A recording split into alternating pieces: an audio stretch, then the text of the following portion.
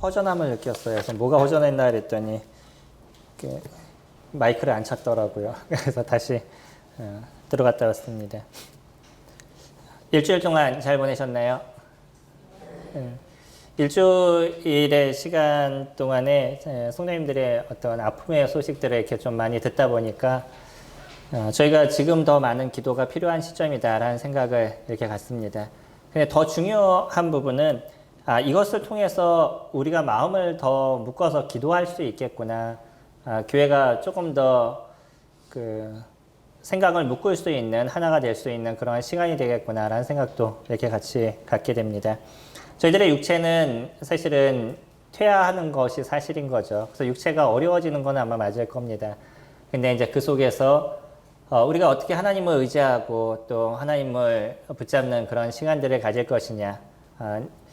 그런 속에서도 하나님께서 하시는 일들이 무엇인지를 저희가 찾는 시간을 가질 것이냐, 그러지 않을 것이냐. 이것이 중요한 거죠. 물질에 대한 부분들도 마찬가지죠.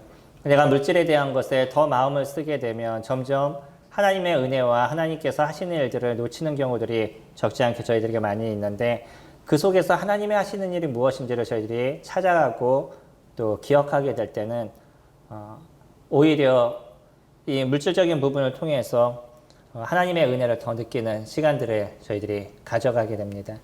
그래서 고통이 없으면 좋지만 이 고통은요, 저희들이 하나님을 찾는 좋은 도구가 될 수 있기 때문에 이 고통을 어떻게 인지하느냐, 이 고통을 어떻게 이기느냐, 이것이 저희들에게 있어서 중요한 것이죠. 오늘의 본문은 저희가 4절의 말씀만 갖고 같이 교제를 드릴 건데 이 4절 속에 들어있는 부분들은 또 상당히 귀한 것들을 저희들에게 이야기를 해줍니다. 1절 말씀 보시면요. 예수께서 그리스도이심을 믿는 자마다 하나님께로부터 난 자니. 이제 이렇게 시작하고 있습니다. 하나님께로부터 난 자. 어떠세요? 성도님들이라는 표현이 사실은 주님을 믿은 분들을 얘기하는 거죠. 하나님께로부터 나신 분들인가요? 본인들은 하나님께로부터 나신 자인가요? 표현이 참 애매하네요. 네. 우리가 하나님께로부터 난 자가 맞나요? 그거에 대해서 얘기하고 있습니다. 만약에 내가 하나님께로부터 난 자가 아니다라고 얘기한다 그러면 우리는 그 이후에 있는 메시지가 우리에게 있어서 적용이 되지 않는 거예요. 모든 것은 이 메시지가 누구에게 적용되느냐, 이게 중요한 거죠. 시작을 그렇게 하고 있습니다. 하나님께로부터 난 자. 그러니까 하나님께로부터 내가 나지 않았으면 그 이후에서 얻을 수 있는 거나 아니면 그 이후에 행하는 일이나 이런 것은 나하고 상관이 없습니다. 근데 내가 하나님께로부터 났다라고 얘기한다 그러면 그 다음에는 내가 거기에 상응된, 거기에 맞는 일들을 이뤄가고 있느냐, 아니면 거기 하나님께서 나에게 주신 복을 내가 누리고 있느냐, 이것을 생각해 봐야 되는 것이죠. 하나님께로부터 난 자에 대한 조건이 있습니다. 어떤 자죠? 예.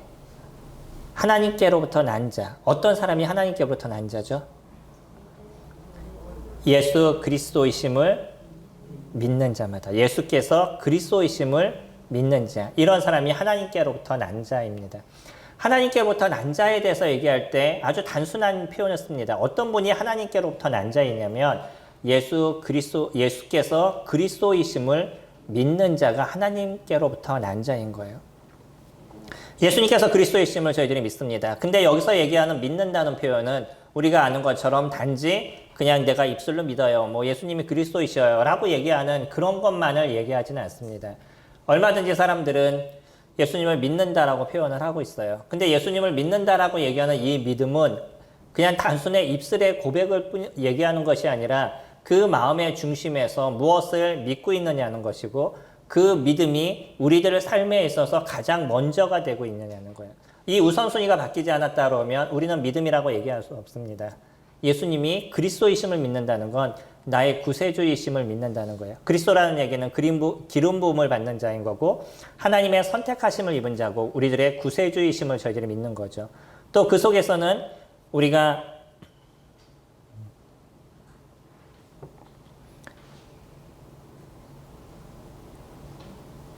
5절에서 얘기하는 것처럼 오늘 본문을 조금 넘어가서 5절에서 보시면 예수께서 하나님의 아들이심을 믿는 자가라고 표현하고 있죠. 그러면 예수 그리스도 그분이 누구심을 저희들이 믿는 거냐면 그분이 하나님의 아들이심을 믿는 거예요. 하나님께서 어떤 일을 하셨죠? 저희들이 알고 있는 것처럼 세상을 창조하셨다라고 이야기를 합니다. 히브리서에서도 얘기하고 있고 또 창세기에서도 얘기를 하고 있어요. 하나님께서 세상을 창조하셨어요. 그 세상을 창조하신 그분이, 그 능력자이신 그분이 저희들의 아버지가 된다라고 얘기하고 있는 거죠. 이게 저희들의 믿음이다라고 얘기합니다. 그러면요, 그 전능하신 아버지 하나님께서 우리들의 아버지라고 얘기한다 그러면 이제는 저희는 누구의 얘기를 따르는 삶을 살아가시겠어요? 당연히 그 전능하신 아버지의 이야기를 따르는 삶을 저희가 살아가겠죠.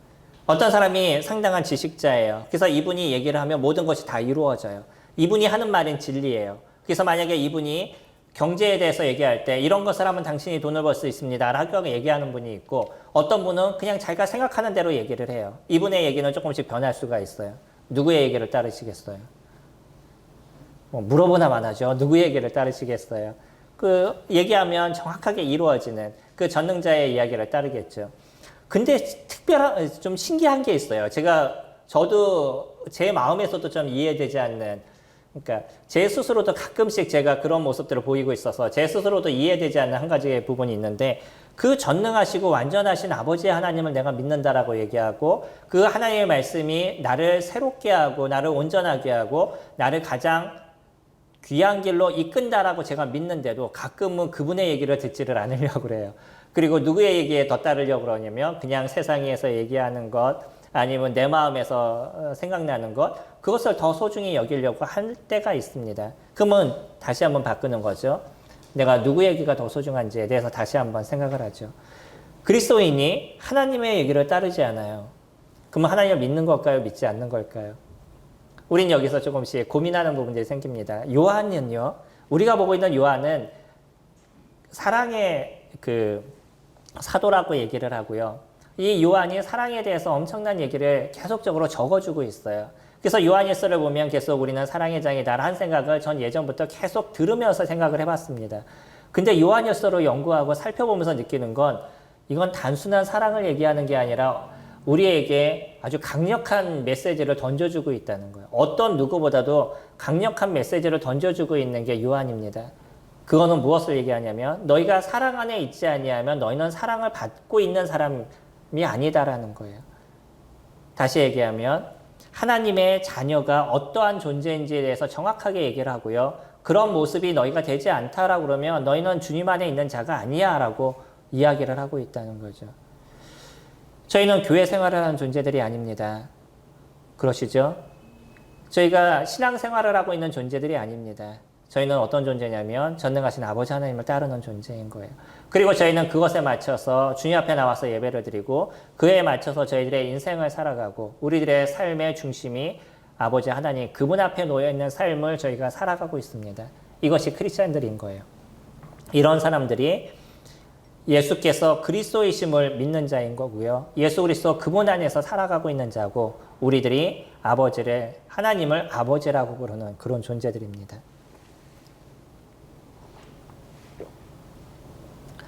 하나님께서 인간을 만드셨어요. 믿으시죠? 그게 얼마나 놀라운 믿음인지 아시죠? 사람을 만드셨대요. 어떤 특별한 존재가. 근데 그것을 저희들이 믿어요. 사람을 만드실 수 있는 그 강력한 힘을 갖고 있는 하나님을 저희들이 믿는다면 당연히 저희들은 그 강력하신 분의 메시지가, 말씀이 저희들의 삶의 첫 번째가 되어야 될 것입니다. 하나님께서 사람을 만드셨어요. 이거는 초등학생들한테 물어봐도 교회를 다닌 아이들을 물어보면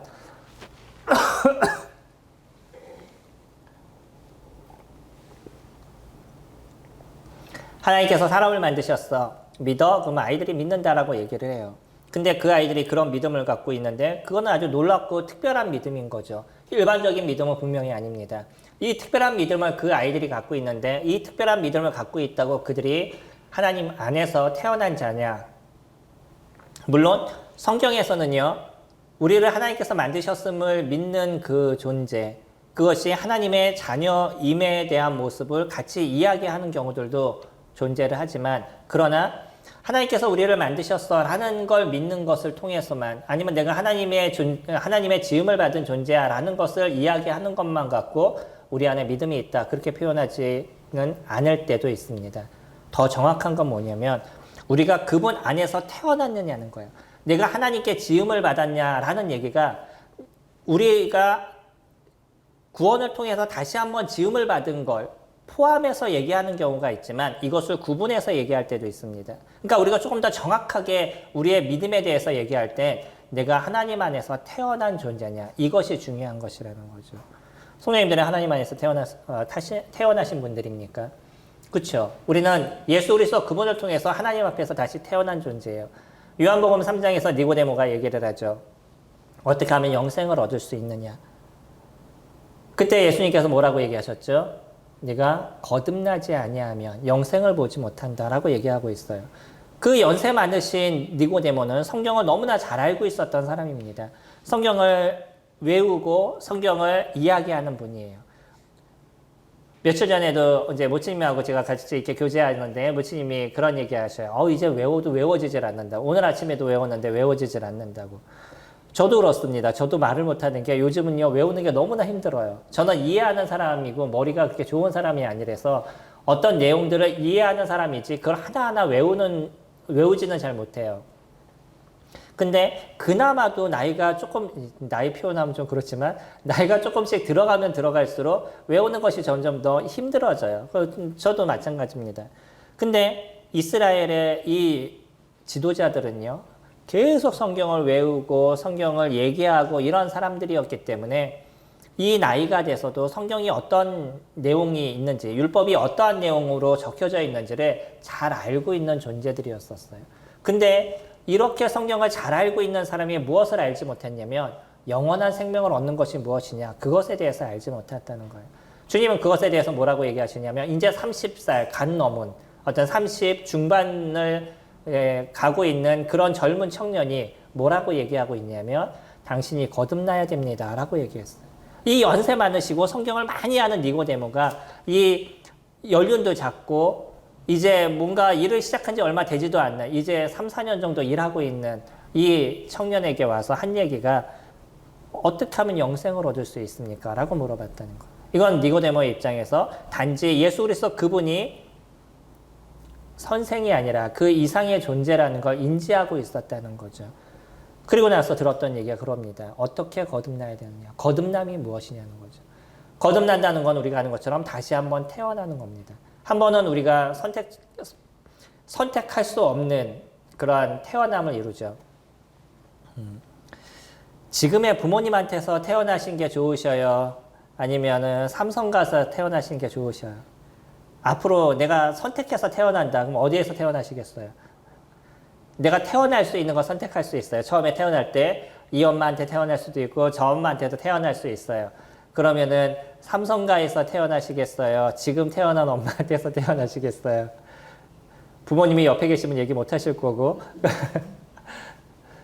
대부분의 사람들은요, 그러면은 이왕이면 돈이 많으신 뭐 이런 분들을 선택하겠죠. 우리는 처음에 태어날 때는 불가항력적으로 태어났습니다. 그렇기 때문에 우리는 내가 원해서 태어난 것도 아니란 이야기들을 사람들이 많이 합니다. 물론 그렇습니다. 저희가 처음에 태어난 거는 불가항력적인 거예요. 그래서 저희가 원해서 태어난 것이 아닙니다. 하지만 우리가 선택할 수 있는 것이 있어요. 그게 무엇이죠? 예수 그리스도를 믿을 수 있는 선택은 저희들에게 주어진 겁니다. 사람들은 이 세상을 얘기할 때 불공평하다라고 얘기합니다. 근데 저는 이 세상을 봤었을 때 참 공평하다라고 얘기해요. 그 공평하다라고 얘기하는 것이 무엇이냐면 모든 사람들에게 하나님의 은혜가 동일하게 주어지고 있다는 거예요. 모든 사람이 예수 그리스도를 믿을 수 있는 은혜가 있는데 그거는 삼성가에서 태어난 사람들이나 아니면 노숙자에서 태어난 사람이나 모든 사람들이 자기가 선택할 수 있는 기회가 있어요. 이것이 예수 그리스도를 믿을 수 있는 기회입니다.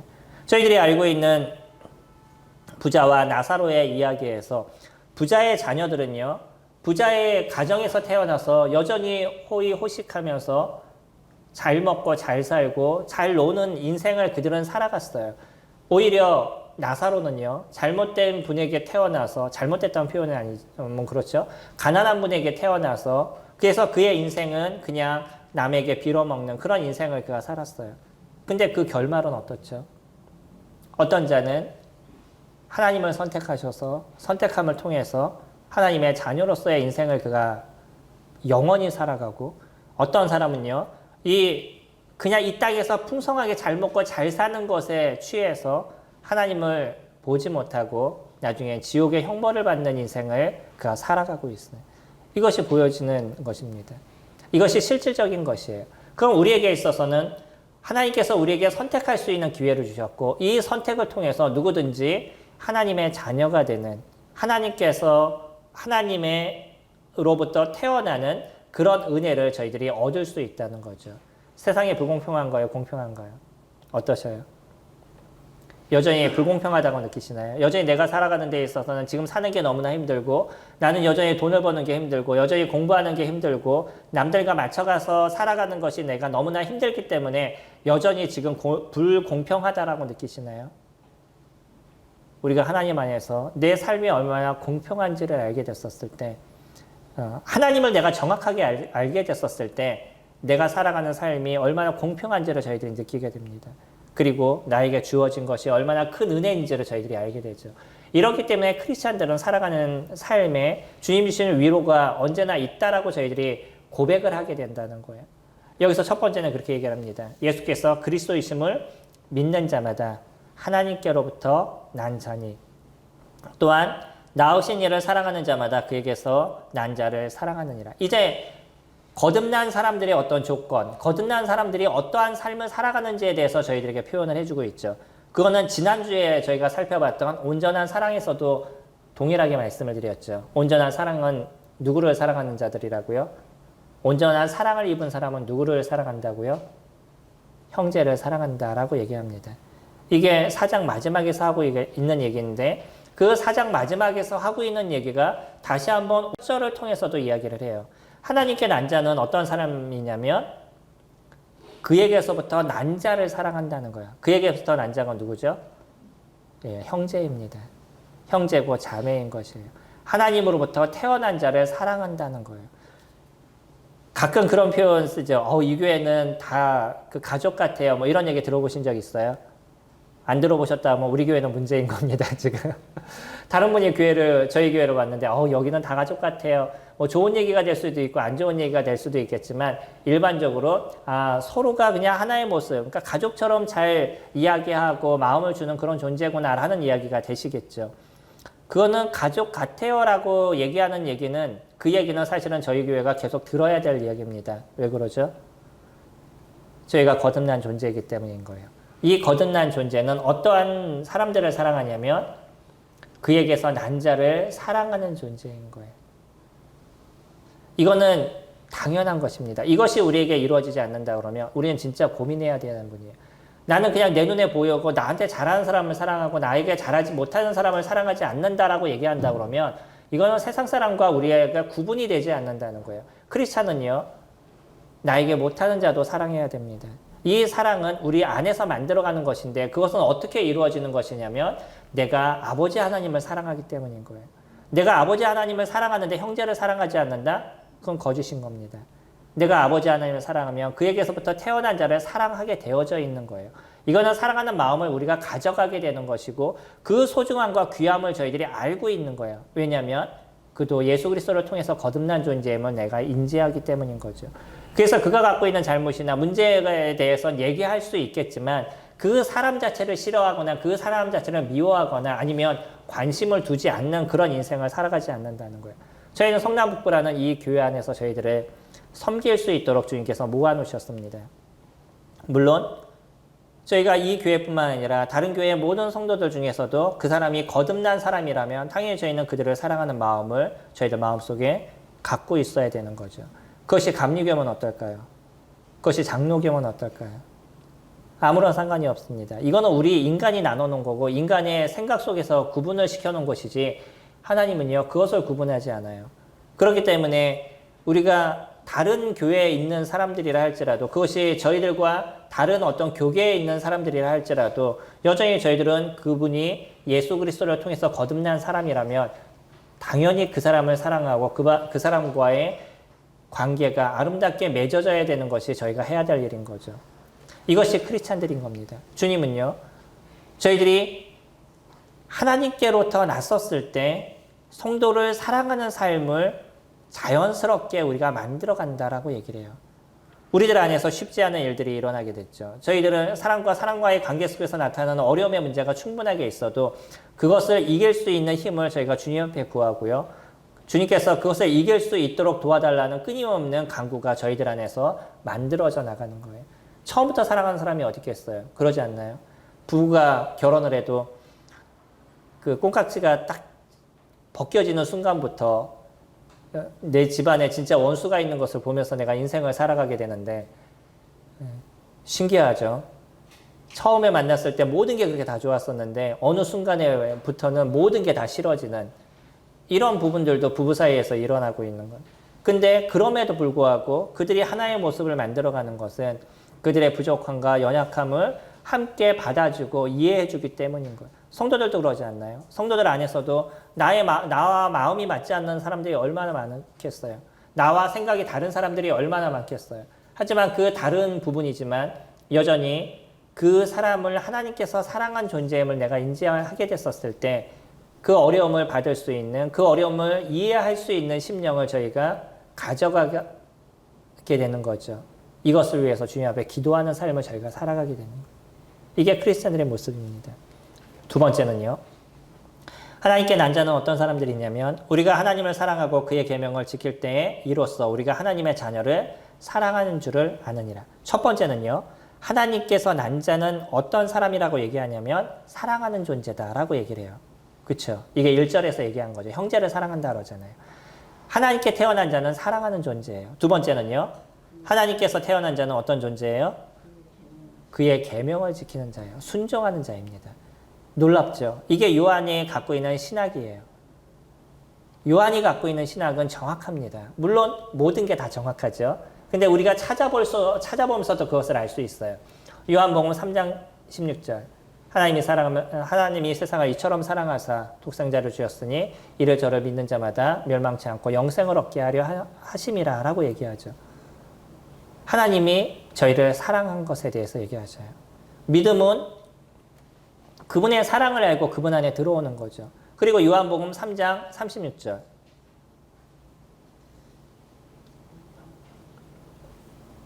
뭐라고 얘기를 하죠?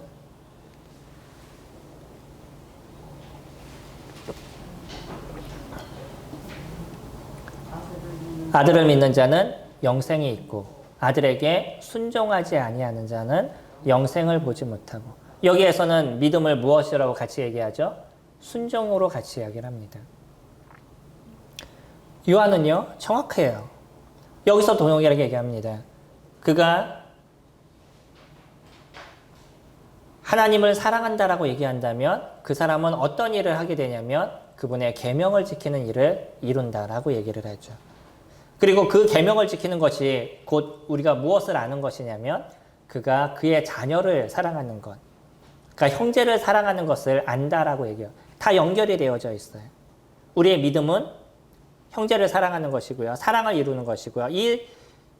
우리의 믿음은 하나님의 말씀을 따르는 거예요. 이 하나님의 말씀을 따르는 건 곧 뭐하고 똑같은 거냐면 형제를 사랑하는 거하고 똑같은 거죠. 다 연결이 되어 있다는 거예요. 그러니까 나는 하나님의 말씀에 순종해요. 근데 형제는 미워요. 이건 말이 안 된다는 거예요. 내가 하나님의 말씀을 따른다는 건 곧 형제를 사랑하는 모습들을 만들어 간다는 거예요. 내 안에서 그냥 형제가 사랑스러운 게 아니라 우리는 마음이 그렇잖아요. 우리들의 감정은 진짜 내가 사랑스러운 존재가 있어요. 저는 어떤 존재를 보면 어떤 사람을 보면 도저히 저 사람을 사랑하는 사람이 이해가 되지 않는데 다른 사람은요. 그 사람을 진짜 사랑하더라고요. 무엇을 보고서 사랑하는지 진짜 모르겠어요. 근데 그 사람들의 눈에는 또 그분이 사랑스러운 거예요. 이건 감정에 대한 겁니다.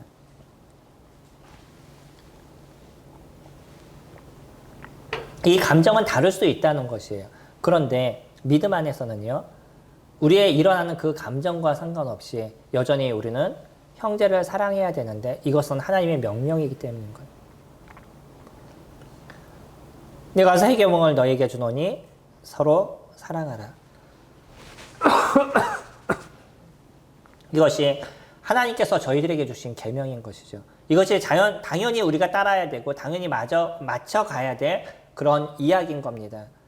이거는 우리가 해야 될 이야기인 거예요. 이거는 평생 동안 우리가 일어날 그런 싸움에 대한 부분인 거예요. 우리들 안에 일어나고 있는 어려움들, 그런 것이 여전히 저희들에게 있지만 그럼에도 불구하고 저희는 사랑을 위해서 영적인 싸움을 싸워가고 그 싸움을 이뤄가는 삶을 살아가는 것이 이게 크리스찬들이라는 거죠. 하나님의 계명은요. 3절에 하나님을 사랑하는 것은 이것이니 우리가 그의 계명을 지키는 것이라. 그의 계명은 무거운 것이 아니니라. 하나님을 사랑하는 것, 그것이 계명을 지키는 거라 그랬죠. 이게 아까 2절에서 얘기한 것과 동일한 얘기를 하고 있죠. 계명을 지키면 하나님의 자녀를 사랑하는 거예요. 하나님을 사랑하는 것 또 무엇이에요? 그것이 계명을 지키는 거예요. 다 연결이 되어져 있어요. 근데 하나님의 말씀을 따르는 것이 쉽나요? 어려우시나요?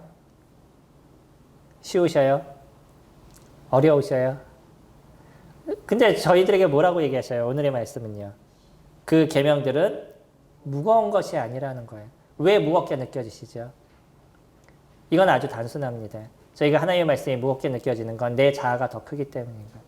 내가 원하는 것이 더 많기 때문인 거예요. 내가 하고 싶은 것이 더 많은 것이에요. 주님이 얘기하셨지만 저는 그렇지 않아요 라는 얘기가 끊임없이 우리들 내면에서 일어나기 때문에 이것이 무겁다라고 얘기하는 거죠. 신명기 말씀 볼까요? 신명기 30장에 모세도요. 율법을 얘기할 때 동일한 얘기를 합니다. 사람들은 율법을 지키기 어려운 거라고 얘기를 해요. 그리고 모세도 그와 같은 얘기를 없지 않아 했습니다. 아니, 바울도 그와 같은 얘기를 없지 않아 했어요. 근데 모세는요. 당시에 그 율법을 지켰던 모세가 뭐라고 이스라엘 백성들에게 얘기하냐면 신명기 30장 11절에 내가 오늘 내게 명령한 이 명령은 내게 어려운 것이 아니요 먼 것도 아니라 하늘에 있는 것이 아니니 내가 이르기를 누가 우리를 위하여 하늘에 올라가 그의 명령을 우리에게로 가지고 와서 우리에게 들려 행하게 하랴 할 것이 아니요 이것이 바다 밖에 있는 것이 아니니 내가 이르기를 누가 우리를 위하여 바다를 건너가서 그의 명령을 우리에게로 가지고 와서 우리에게 들려 행하게 하랴 할 것도 아니라 오직 그 말씀이 내게 매우 가까워서 내 입에 있으며 내 마음에 있은즉 내가 이를 행할 수 있으리라. 가능하다는 거예요? 어렵다는 거예요? 어렵지 않다라고 얘기를 합니다. 왜냐하면 이 사람은요. 자꾸 하나님의 말씀이 나에게서 힘들다라고 느껴지게 되니까 내가 원하는 것을 하려고 그러는 거예요. 이게 이스라엘 백성들의 특징이었습니다. 하나님께서 얘기하는 것을 그들이 따랐었으면 이스라엘 백성들은 끊임없는 복과 축복 속에서 인생을 살았어요. 근데 그들은요. 그것보다 자기 자아들, 자기 내면들, 자기 생각들 이것이 더 크고 더 중요하다라고 생각했기 때문에 그것을 따르는 삶을 그들이 살아왔다는 거예요. 그러니 하나님의 말씀이 어렵겠어요? 쉽겠어요? 당연히 어렵죠. 나는 하기 싫은데 해야 되니까. 근데요. 왜 주님의 말씀이 저희들에게서 어렵지 않냐면 그냥 주님 그렇게 얘기하시면 맞습니다라고 그냥 고개를 끄덕였을 때 그건 어렵지 않은 거예요. 간혹 요즘 아이들이 그런 거 하는 거 아시나요? 아주 무서운 게임들을 하는데 이게 러시아에서 시작이 됐답니다. 저도 정확하게는 모르겠는데 한 50가지를 아이들한테 얘기를 해요. 처음부터 하나씩 지령을 내려서 이 지령을 따르게 하는 게임인 거예요. 처음에는 가서 물 떠와라. 그러면 아이가 일어나서 물을 떠오고 뭐 밖에 잠깐 나갔다 와라. 그럼 밖에 나갔다 오고 이러면서 50가지 그 명령을 하다를 하는데 맨 마지막에 명령이 뭐냐면 아파트 5층에서 뛰어내려라 이런 거예요. 근데 실질적으로 초등학생 아이들이 아파트 5층에서 뛰어내려요. 이게 중국에서 지금 큰 문제가 되고 있습니다. 사진으로 찍힌 것도 봤어요, 제가. 아이가 진짜 뛰어내리고 있더라고요. 그 뛰어내리는 게 이게 무서운 게 뭐냐면요. 사람이 지배가 되는 거예요. 다른 사람의 지배가 되는 거예요. 요즘 뭐 가스라이팅 이런 얘기 혹시 들어보셨나요? 사람을 지배시키는 거예요. 나한테 종속을 시켜버리는 거죠. 근데 이 종속은 처음부터 이루어지는 게 아니라 차근차근 하나씩 만들어가서 자기도 모르는 가운데 내가 저 사람한테 종속이 되게 만들어요. 그러니까 내가 원하는 대로 이 사람이 움직이게 만드는 거야. 근데 이거를 시키는 사람도 자기도 잘 몰라요. 저 사람을 그냥 나하고 똑같이 만들려고 노력하는 거죠. 내가 원하는 대로 저 사람이 움직이게 만드는 거예요. 이게 그 비슷한 심리적인 부분입니다. 조금씩 만들다 보니까 얘는 이것이 잘 자기도 모르는 거예요. 하나씩 따라하다 보니까 나중에는 이것을 따라하지 않으면 큰 문제가 생긴다는 심리적인 생각이 있는 거예요. 그러니까 그 아파트에서 뛰어내리라고 그러는데 5층에서 초등학생이 뛰어내리더라고요. 그냥 따라하는 거예요. 자기도 모르게. 이거는 제가 반대적인 얘기를 하고 있는 거지만 어떻게 그 아이가 그 5층에서 뛰어내릴 수 있겠어요? 이것을 당연히 해야 된다라고 생각하니까 그것도 무섭지 않은 거예요. 그냥 뛰어내리고 보는 거죠. 물론 무서움이 있어도 그냥 뛰어내리는 거죠. 저희가 하나님의 말씀을 따르는데 왜 어려움의 문제에 대해서 그것을 어렵지 않게 이겨갈 수 있어요? 하나님이 전능하신 그분이시기 때문에 내가 이곳에서 뛰어내려도 이건 조심스러운 얘기죠. 하나님께서 붙잡아 주실 것을 제가 알기 때문에 나는 이것이 위험하다라고 느껴지만 하나님께서 얘기하셨었을 땐 하나님이 그것을 지키실 분임을 내가 확신해 갔기 때문에 그 일을 이루어가는 것. 제가 반대적인 얘기를 예화를 들어서 조금 이것이 헷갈리실 수는 있지만 비슷한 개념을 갖고 있습니다. 하나님께서 하실 것이 확실하면 내가 내 머릿속으로 인지가 되지 않고 내 머릿속으로 이것이 위험하다고 생각이 돼도 나는 그 일을 할 수 있는 거예요. 그러니까 나에게서 이것이 어려운 거예요, 어렵지 않은 것이. 어렵지 않은 것이 되는 겁니다. 주님은 지금 그것을 얘기하는 것이에요. 이 계명은 그의 계명들은 무거운 것이 아니라는 거예요. 우리를 힘들게 하거나 우리를 어렵게 하거나 우리를 고통스럽게 하거나 그런 것이 아니라는 거예요. 오히려 이것이 우리에게 고통스러워져 가는 것은 무엇이냐면 때로는 잘못된 사람들이 하나님의 말씀에 자기 생각을 엎어서 그렇게 하라고 얘기하는 일들, 이런 일들이 발생하기 때문인 거예요. 잘못된 목회자들이 자기의 어떤 중심적인 것을 갖고 내가 원하는 것을 하게 만든다든지 나의 욕심을 통해서 그것을 이루지 않으면 안 될 것처럼 얘기한다든지 그래서 성도님들이 모르고 그것을 쫓아가는 모습을 만드는 이런 것이 문제인 거죠. 하나님의 말씀은요. 절대 저희들에게 어렵다라고 얘기하지 않습니다. 그리고 그것은 우리로 하여금 우리를 살리는 일을 하나님께서 이뤄가고 계시는 것이에요. 믿으시나요? 이것이 저희들의 믿음입니다. 그것이 우리가 살아가는 삶의 중심인 거예요. 그러니까 우리는 어디에 살아가도 당당할 수 있는 거죠. 저는 누구를 만나도 당당할 수 있습니다. 그 하나는 뭐냐면 저는 하나님의 자녀라는 그 하나인 것이에요. 그러지 않으시나요? 4절의 마지막 세 번째 하나님의 사랑을 받는 사람들. 그 사람은 어떤 존재들이냐면 무릇 하나님께로부터 난 자마다 세상을 이기느니라. 세상을 이기는 승리는 이것이니 우리의 믿음이니라. 제가 옛날 성경에는 세상을 이기는 이김은 이것이니 이렇게 나오죠. 그러니까 이게 버릇이 돼서 지금 딱 읽다가 중간에 멈춰졌어요. 이번엔 승리라고 나옵니다. 예전 한글 개혁판에는 이김이라고 아마 나올 거예요. 제가 예전에 그렇게 외웠었습니다. 무릇 하나님께로부터 난 자마다 세상을 이기느니라. 세상을 이기는 승리는 이것이니. 하나님께로부터 난 자는 무엇을 주신다고요? 승리를 주신다는 거예요. 세상을 승리할 수 있다는 거예요. 몇 가지 얘기를 쫙 보고 계시죠. 첫 번째는요. 하나님을 믿는 자는 사랑하는 자라고 1절에 얘기해요. 2, 3절에는요. 하나님한테 난 자는 어떤 자예요? 순종하는 자. 하나님의 계명을 지키는 자, 순종하는 자라고 얘기합니다. 세 번째로 4절에서 하나님께 난 자는 어떤 자라고요? 승리하는 자라는 거예요. 이것이 저희에게 주신 거예요. 이것이 하나님께서 저희에게 베풀어 주신 은혜의 삶인 것입니다. 우리는 세상을 이기는 존재예요. 세상을 쫓아가는 존재가 아니라 세상을 이겨가는 존재입니다. 세상을 개혁시키는 존재고 세상을 새롭게 하는 존재인 거예요. 이것이 크리스찬인 거예요. 우리가 세상에 가서 세상의 동화가 돼가지고 그 세상에 쫓아가지 못해서 힘들어하는 모습을 가지게 될 때는 이것이 문제인 거죠. 근데요, 저희는 세상에서 나갔을 때 그 주변을 변화시키는 일들을 이뤄가는 거예요. 소금이 만약 그 맛을 잃으면 무엇으로 짜게 하리요? 누가 등불을 등경 밑에 두느냐라고 얘기하고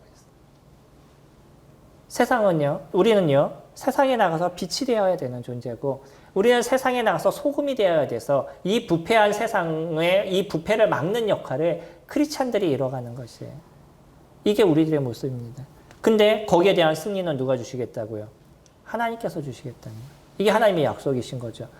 우리가 왜 매일의 하루의 삶을 살아가면서 오늘도 쓰러졌어요. 내일도 쓰러졌어요. 뭐 그저에도 쓰러졌어요.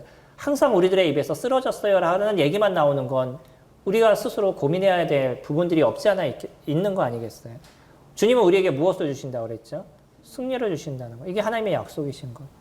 그것을 우리는 이뤄가는 삶을 살아가는 것이고 그렇기 때문에 우리는 누구의 계명을 지키냐면 하나님의 계명, 하나님의 말씀을 지키는 거예요. 하나님의 말씀을 읽지 않는데 말씀을 지키실 수 있으시겠어요?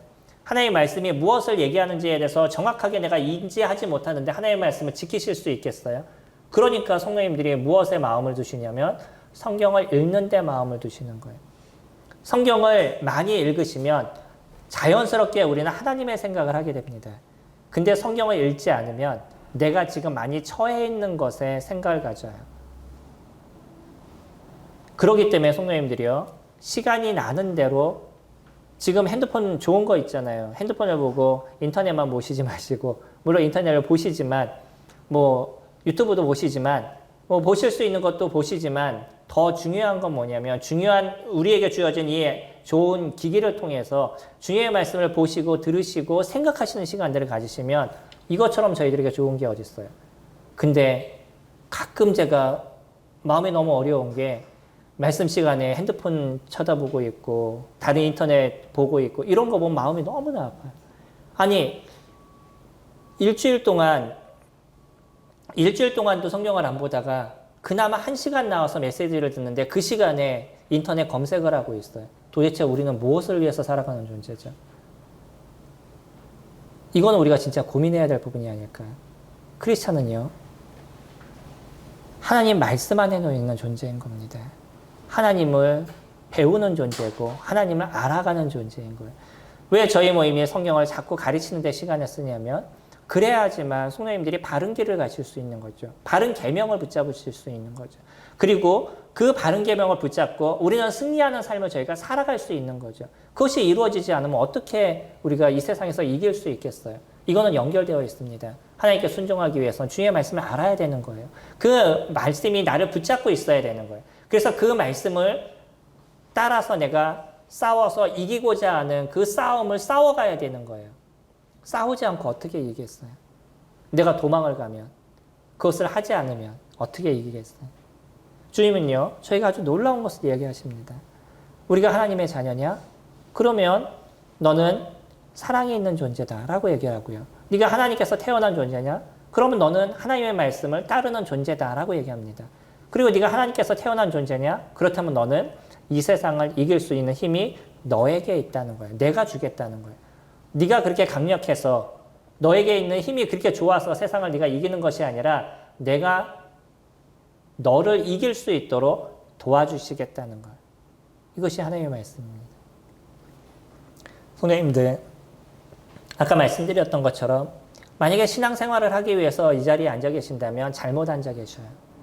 그거는 저희 교회는 다른 교회처럼 많은 문화적인 활동을 하실 수 있고 혜택을 줄 수 있는 그런 교회는 아닙니다. 여러 가지로 부족한 부분이 저희 교회는 많이 있어요.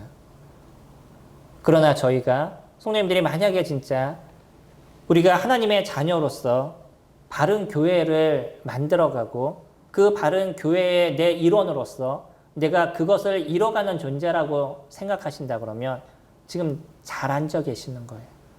이곳에 잘 오신 겁니다. 최소 저희들은요, 이 교회가 무엇인지, 하나님께서 얘기하신 교회가 무엇인지를 만들어가는 존재들인 거예요. 그리고 내 스스로가 교회인 것을 내가 인지하고 내가 교회로서의 역할을 담당해야 될 것에 대해서 기억하면서 살아가고 있는 존재가 저희들인 거죠. 이것이 하나님의 말씀인 거예요. 어느 것보다 가장 중요한 건 하나님은 교회를 세우시기 원하십니다. 하나님은 이 교회를 위해서 하나님께서 일하시기 원하셔요. 어떤 한두 사람의 특정한 사람을 통해서 무엇인가를 만들어가기를 원하시는 게 아니라 그 부족한 하나하나가 모여서 그 사람이 갖고 있는 그 은사를 사용하고 때로는 부딪히고 넘어지고 쓰러지는 모습 속에서도 다시 자신의 역할을 담당하셔서 이 교회가 잘 이루어져 가는 것. 이것이 하나님이 원하시는 교회의 모습인 거예요. 저희는 부족하지만 이 부족함의 인원이 저희들의 영성이 부족한 것이 아닌 거예요. 우리가 사람이 부족하지 영성이 부족하지 않습니다. 뭐 영화 대사에서 그런 거 있는 거 아시나요? 내가 돈이 없지 가오가 없냐 뭐 이런 거 들어보셨나요? 저희들이요 사람이 부족해도 그것이 우리에게 힘이 없는 것이 아닙니다. 하나님 주시는 특별한 영성이 저희들에게 있고 우리 각자가 하나님의 자녀로서 우리의 일을 이루어갈 수 있는 그 아름다움이 저희 교회에 있는 것이에요. 그 교회에 있는 이 아름다움의 능력을 성도님들이 아름답게 사용해 나가시게 될 때 그래서 형제의 사랑을 이루기 위해서 그 사랑을 만들어가는 것을 이루어가고 나에게 주신 하나님의 계명을 저희들이 배우고 알아가고 이뤄가는 삶을 살아가서 세상에서 언제나 승리하는 삶을 이뤄간다 그러면 이 교회가 얼마나 변화하겠어요. 저희는 그것을 위해서 오늘 하루도 살아가고 있는 그런 존재인 겁니다. 아멘. 믿으시나요? 저희 성도님들 아멘 그럼 아무도 안 하셔서 제가 쑥스러워져요. 이런 얘기를. 승리하시는 성도님들이 되시길 원합니다. 그런 승리의 삶을 살아가시는 성도님들이 되시기를 원합니다. 뿐만 아니라 그런 승리하는 교회가 되기를 소망합니다. 저희 잠시 기도하도록 하겠습니다. 저희들에게 주신 주님의 은혜를 기억하시고요. 하나님께서 저희들에게 주신 기쁨을 기억하시고 우리에게 주신 것, 우리가 형제를 사랑할 수 있는 힘을 저희에게 주셨다는 것, 저희가 하나님의 계명을 따를 수 있는 즐거움을 저희들에게 주셨다는 것, 저희가 세상을 이길 수 있는 힘을 주셨다는 것을 기억하시고 개인적으로 하나님 앞에 기도하는 시간 갖도록 하겠습니다. 개인적으로.